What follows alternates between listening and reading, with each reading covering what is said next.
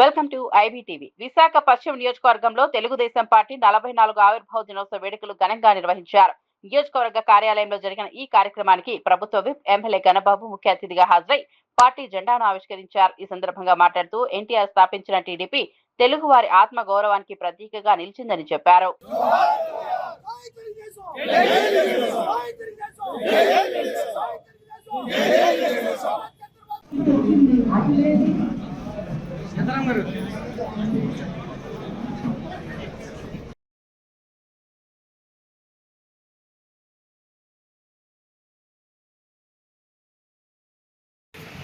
అప్పటికే వారు రాజకీయాల్లో ఉన్నారు.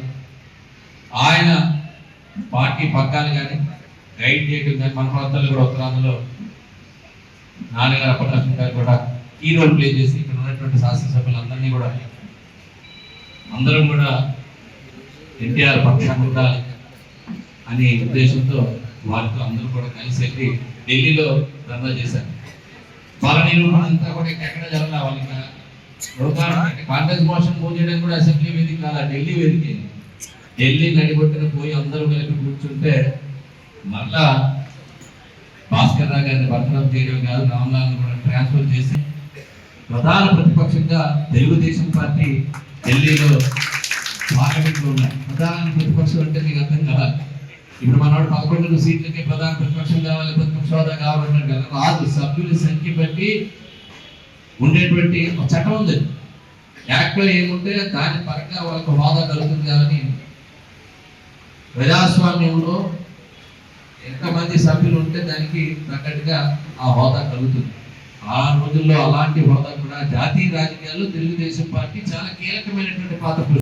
అధికారంలోనూ ప్రతిపక్షంలోనూ ప్రజల పక్షాన ఉండటంలో